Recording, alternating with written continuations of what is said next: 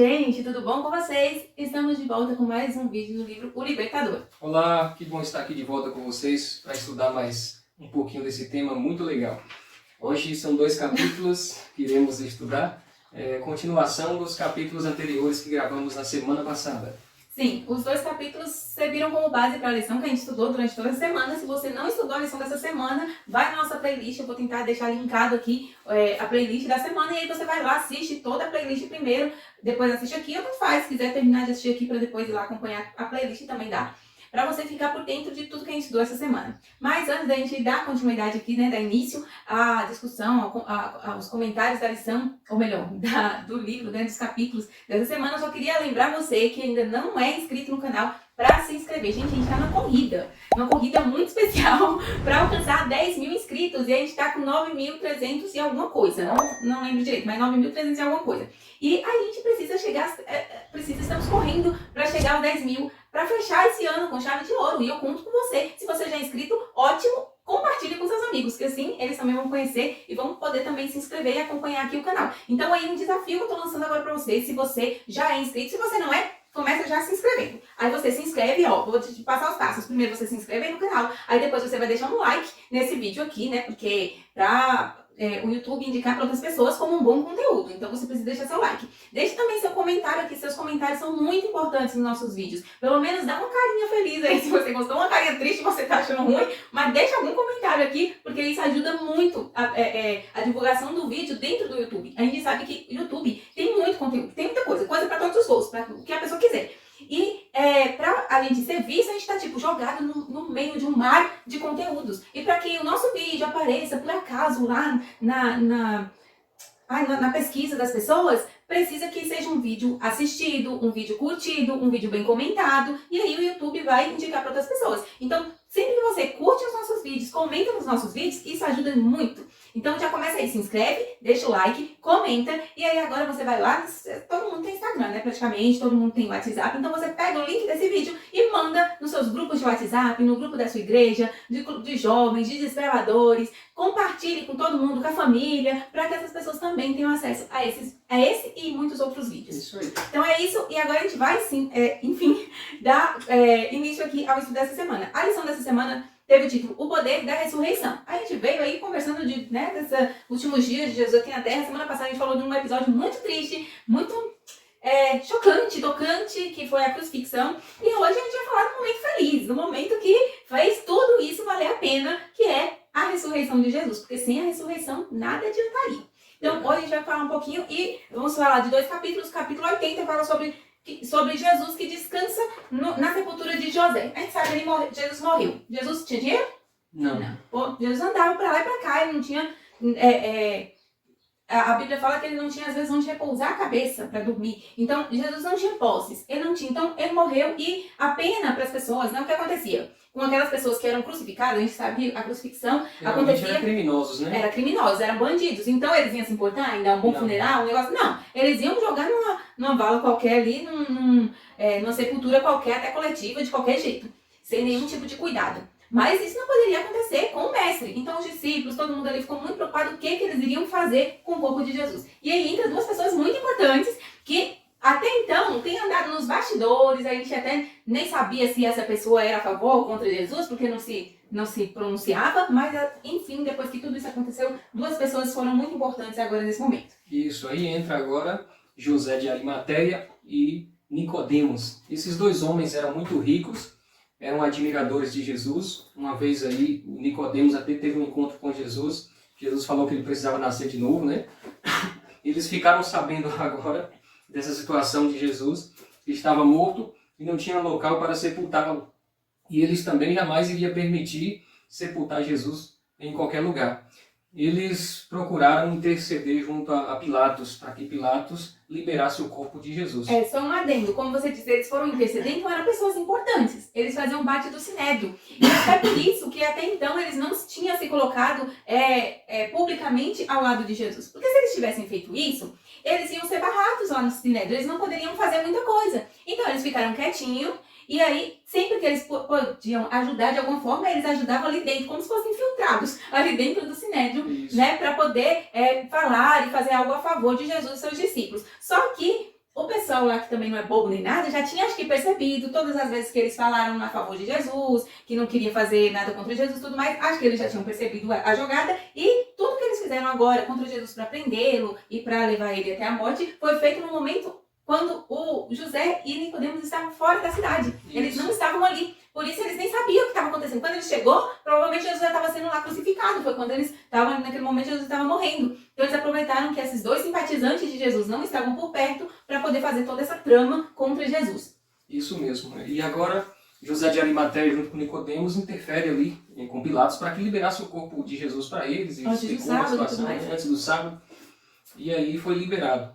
Antes deles perceber que Jesus estava morto, foi enviado ali os soldados para quebrar as pernas dos ladrões, para morrer logo, porque os judeus queriam sepultar antes do sábado, né? Que seria contra a lei de Deus. Tipo, tudo que eles tinham feito, eles não estavam nem aí para a lei de Deus. Mas agora era contra a lei de Deus. Deixar aqueles povos lá no sábado, no sábado, ou então Ou alguém sepultar tirar eles de lá para sepultar no sábado. Então tinha que matar logo esses homens. Olha essa ideia, tinha que matar logo essas pessoas, porque era contra a lei de Deus. Eu tenho hora que não entendo. Eles pediram, Pilatos enviou alguns soldados para quebrar as pernas dos que estavam crucificados, para morrer rápido e ser sepultado antes do pôr do sol. E quando eles chegaram, eles quebraram as pernas dos dois ladrões que estavam nas cruzes. E quando foi quebrar as pernas de Jesus, percebeu que Jesus já estava morto. Então não precisou quebrar as pernas. Isso era uma coisa incomum, né? Foi cerca de 12 horas. Foi 12 ou foi 6? Falou aqui. 6 horas, 6 horas. E ele morreu. E geralmente, isso era muito comum. uma pessoa na cruz não morria durante esse tempo, demorava mais. E Jesus morreu nesse tempo aí. E alguns duvidaram, né, que ele estava morto. O soldado furou ele com a lança assim do lado, né? E ele viu que estava morto mesmo, saiu água e sangue. E não precisou quebrar as pernas. A Bíblia já dizia antes que não seria quebrado nenhum osso, né, desse Messias sofredor. E para que se cumprisse, não poderia quebrar o osso dele. Isso aconteceu nesse dia. Antes de adiantar, eu só queria lembrar de uma coisa que eu achei muito interessante também, que fala aqui sobre algumas pessoas que estavam acompanhando todos esses acontecimentos ali no meio da multidão.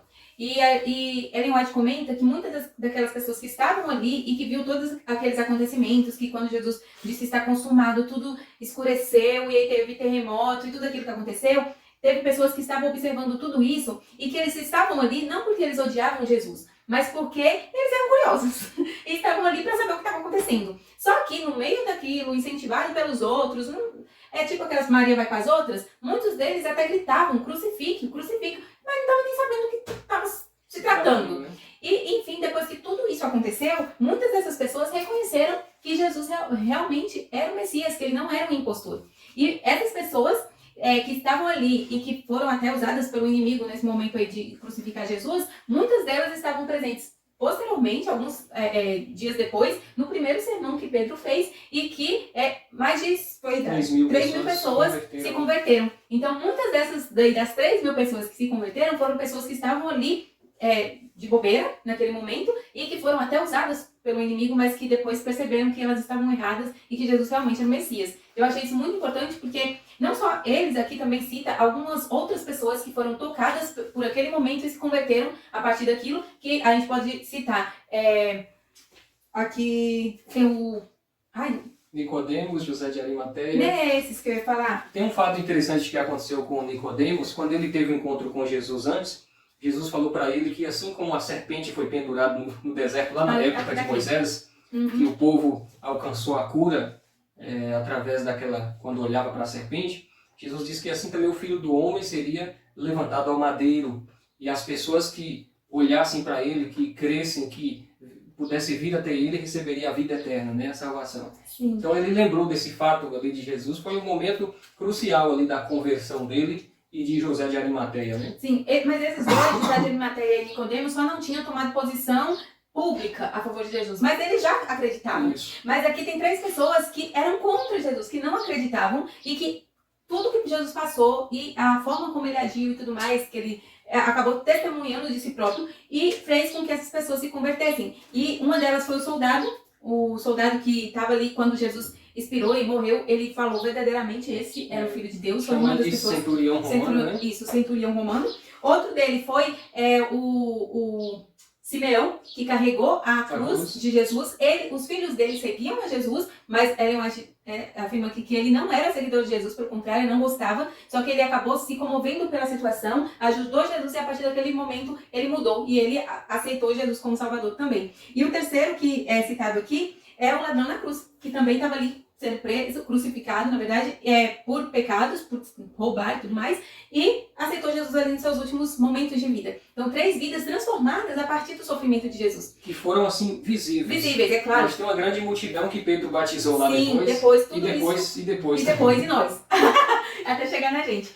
E eu achei muito interessante também que Ellen White comenta aqui que a crucifixão de Jesus, a morte de Jesus, serviu como um desmotivador dos discípulos. Os discípulos ficaram muito tristes, abalados, desmotivados por causa de tudo que aconteceu. Só que ao mesmo tempo foi um motivador para José de Arimateia e Nicodemos e tantos outros. Então, às vezes, uma coisa que acontece, por isso que eu fico pensando assim, tem até aquele verso que é Paulo que fala em Romanos 8, capítulo 8, verso 28, que todas as coisas cooperam para o bem daqueles que amam a Deus, daqueles que são chamados segundo o seu propósito. Porque tudo coopera para o bem, né, para o bem maior, para o geral. Então, às vezes, aquilo que para mim está sendo uma coisa terrível, mas às vezes vai casar, tem um propósito aquilo. Aquilo tem um propósito que às vezes eu não estou conseguindo entender, para mim parece que não está dando certo, mas tem um propósito. A morte de Jesus foi triste, mas tinha um propósito que os discípulos não conseguiram ver naquele momento, mas que eles viram depois.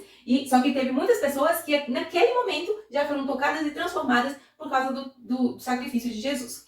É isso aí. Aí a gente chega nessa parte, ele foi sepultado, descansou solto no sábado. Isso. Ali, quando ele foi sepultado, os sacerdotes tinham ouvido ele dizer que destruiria o templo e reconstruiria em 3 dias. Ele tinha declarado para Judas e para os discípulos que ele estava sendo levado para ser morto e ao 3º dia ressuscitaria. Judas, quando entregou ele ao sacerdote, falou sobre isso. E agora ele está morto e os sacerdotes ficaram preocupados. Nunca uma pessoa morta causou tanto medo e tanto terror na vida de pessoas vivas quanto Jesus causou na vida dos sacerdotes.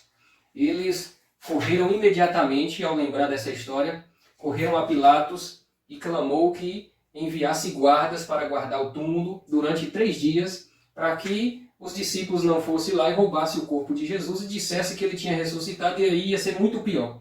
Só que eu achei interessante que Ellen White mesmo fala aqui, no final do capítulo 80, que os esforços que eles fizeram para evitar a ressurreição de Jesus, né, de Cristo, são os argumentos mais convincentes para comprová-la. Quanto maior o número de soldados colocados em volta da tumba, mais forte foi o testemunho que ele tinha ressuscitado. Exatamente. Era mais gente para testemunhar. Pilatos enviou 100 soldados, eu fico pensando assim, um homem só. Se hoje ia mandar um segurança para ficar, um segurança talvez armado, para ficar na boca da tumba lá. Para não deixar ninguém chegar. Mas o medo, o terror era tão grande, o medo era tão grande, que enviou 100, que é isso, gente? 100 soldados. Pra que tudo isso? Para poder guardar. Acho que não foi sem prender Jesus vivo. Agora que a pessoa está morto, manda 100. Aí agora o diabo manda também outro exército de demônios, lá, de espíritos lá, de anjos maus, para ficar em volta, porque ele queria, que se ele pudesse, ele lacrava a sepultura para Jesus nunca sair de lá. E ele mandou os guardas dele ficar lá também de olho, entendeu? Tava todo mundo atento. O que vai acontecer? O que vai acontecer? E assim a gente chega no capítulo 81, que tem o título O Senhor Ressuscitou. Então nada disso adiantou. Eu só quero mencionar aqui que esse capítulo fala do descanso de Jesus. Sim. Ele descansou agora no sábado, assim como descansou na criação do mundo. Ou seja, depois de dias de criação, ele descansa. Depois de dias de sofrimento, da redenção, ele descansa. Depois de dias, quando vier a santificação, quando nós estivermos na Terra Santa, Isaías diz que toda a carne vai descansar no sábado e vai adorar a Deus no sábado. Amém. Então aqui está o sábado, descanso na criação, na redenção e na santificação. Então o sábado é um dia especial e Deus mais uma vez mostra para nós aí que é um dia de descanso. E ali Jesus descansou de todo aquele sofrimento que ele passou nos dias anteriores. Jesus descansou em vida, enquanto ele estava em vida, e também na morte. Enfim, então a gente chega agora na parte que Jesus ressuscitou. Então não adiantou nada todos esses esforços. Jesus descansou bonitinho lá no sábado, mas chegou o domingo e ele ressuscitou. E o capítulo aqui fala um pouquinho sobre esse primeiro dia, de quando ele ressuscita. E aí fala que desceu um anjo. Eu achei muito interessante, porque lembra quando ele estava lá no Getsemane? Lembra quando ele estava no Getsemane, que eu comentei que ele estava lá suando sangue, estavam muito aflitos e tudo mais. E aí desceu um anjo, né, para poder fazer companhia, consolá-lo, dar forças ali e tudo mais. Aquele anjo eu comentei que foi o anjo, que é o anjo que ficou no lugar de Satanás quando Satanás caiu. Ele está no cargo que era de Satanás antes, né, na posição dele. E esse mesmo anjo agora vem e chama Jesus, fala que seu pai te chama, cai para fora. Agora o interessante é que esse anjo desce todo esplendoroso, e aí começa e houve um terremoto. Houve um terremoto e os 100 guardas que estavam ali caíram por terra. Desmaiados. Eles caíram e ficaram tontos. E eles viram o anjo pegando aquela pedra e tirando da frente da tumba. E naquela hora diz que os diabos, os anjos maus, caíram tudo fora com medo desse anjo todo poderoso destruir eles também. Porque tu acha que tinha poucos demônios ali de Satanás? Tinha muitos. Se Pilatos mandou 100 soldados, imagine o diabo, mandou um cara também. E eles tudo correu com medo de um anjo. Fugiu tudo. E os soldados ficaram caídos, o anjo foi lá, agarrou a pedra e jogou para lá. E o anjo brilhava as vestes brancas como a lã. E agora ele grita para Jesus que o teu pai te chama, né? E Jesus quando ele sai assim, ele sai assim como o herói poderoso e ele diz assim, eu sou a ressurreição e a vida. Aquele que crê em mim, ainda que esteja morto, viverá. E aí os soldados que estavam meio cambaleando, meio assim, atordoados, levantou tudo cambaleante e deu linha na pipa, caiu todo mundo fora, aterrorizado, e quem eles iam encontrando na frente, eles iam falando o que aconteceu. Tipo, os outros não queriam que a notícia se espalhasse. Ele acabou arrumando 100 testemunhas da ressurreição de Jesus. Se ele não tivesse mandado ninguém, pense só como que o tiro saiu pela culatra. Se eles não tivessem mandado ninguém, tá lá a tumba sozinha, vazia. Jesus ressuscitasse, saísse, e aí no outro dia encontrasse a tumba aberta, eles poderiam falar. Os discípulos de Jesus roubaram o corpo, e aí tal. Só como é que eles vão falar isso agora? A gente vai ver uma situação. Como é que eles vão falar isso se tinha 100 pessoas que testemunharam isso? Tinha 100 testemunhas. Os sacerdotes souberam, primeiro os fofoqueiros que soube na estrada, correu contando para os sacerdotes, o sacerdote interceptou os soldados. E os soldados estavam indo falar com Pilatos. E falar o seguinte, não conta para Pilatos não, senão vai ficar mais complicado dizer que esse homem ressuscitou. A gente vai dar um valor aqui em dinheiro para vocês dizer que foi os discípulos que roubou o corpo dele. Olha o plano deles. Eles falaram, vocês devem declarar o seguinte, eles devem todas as palavras que eles tinham que falar. Os discípulos dele vieram durante a noite e furtaram o corpo enquanto estávamos dormindo. Era para eles falar isso. Só que depois, os próprios sacerdotes e outros falavam assim, então os sacerdotes se excederam. Pois se os soldados estavam dormindo, como eles puderam saber do ocorrido? Exato. Ai, que burro, dá 0 pra ele. Como é que eles iam saber que os discípulos roubou o corpo? Você está dormindo. Se um soldado dormisse em trabalho naquela época, poderia receber a pena de morte. Sim, porque é castigado com pena de morte um soldado que dormisse no posto. Então eles estavam colocando a vida deles em risco. Só que depois de muita argumentação, muitos deles aceitaram esse plano. Que eles falaram, não, a gente dá um jeito e tal, a gente ajuda vocês, podem falar com o dinheiro. Eles pegaram o dinheiro, aceitaram e foram. Só que quando chegou lá, eles também foram interrogados por Pilatos e não teve jeito. Eles acabou falando o que ressuscitou mesmo, deu terremoto, a gente viu. E aí ficou claro ali, Pilatos entrou numa depressão terrível, porque ele já tinha noção de quem era Jesus. E agora a certeza de que ele ressuscitou, ele se trancou num quarto lá e não quis mais falar com ninguém. E diz que desde então nunca mais ele foi o mesmo. E se você está achando que 100 pessoas ali, soldados, já eram testemunhas suficientes para falar a favor de Jesus, e aí se eu te contar que além disso, quando Jesus voltou, é tanta vida, que Jesus é a vida, né? Foi tanta vida voltando, que as sepulturas que estavam ali em volta de pessoas justas e fiéis a Deus, começou a abrir sepultura para todo lado, e só viu gente saindo de dentro da sepultura. Uma grande multidão ressuscitou. E saiu andando na cidade falando, olha, ressuscitamos junto com Jesus. E saiu contando pra todo mundo. Imagina, você tem um parente, um tio, um pai, um avô, e aí de repente você já tem 5, 10 anos que você sepultou aquele seu ente querido, de repente ele chega ali na sua casa falando assim, então, Jesus ressuscitou, eu ressuscitei junto. Então, você vai acreditar ou não vai? Pois é, tem que acreditar. Como é que não vai acreditar? E agora essa multidão, diz aqui o texto, que foi levada para o céu também, junto com Jesus, simbolizando as primícias da ressurreição, né? Eles foram os primeiros a serem... Agora não me pergunte quem é essas pessoas, eu não sei. Ninguém sabe. Se alguém falar, será que João Batista está no meio? Não sei. Será que Eliseu está? Não sei. Não sei quem é. São pessoas justas que estavam ali dormindo, esperando Deus levar para o céu, e nesse momento Jesus ressuscita elas, e quando Jesus sobe, elas sobem e também vai para o céu.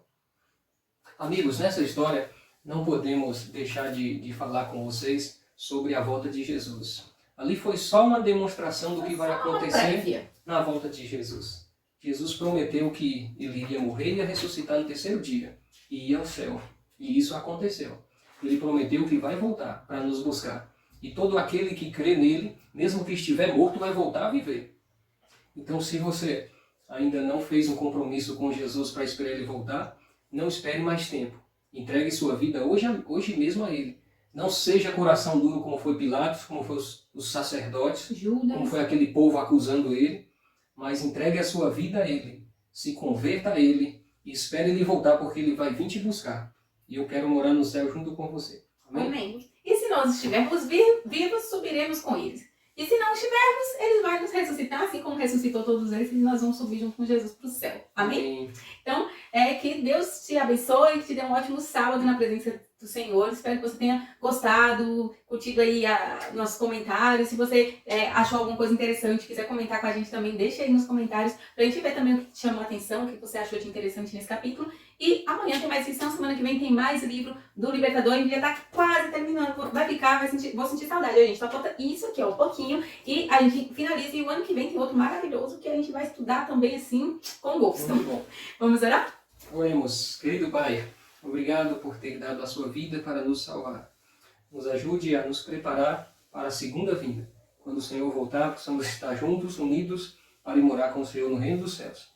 É o que eu te peço e agradeço em nome de Jesus. Amém. Amém. Que Deus te abençoe. Até a próxima. E só lembrando, se você ainda não está participando do nosso sorteio, corre lá no Instagram. Vou deixar aqui o link na descrição do vídeo. É isso Beijo aí. e tchau. Um abraço a todos e até o próximo capítulo.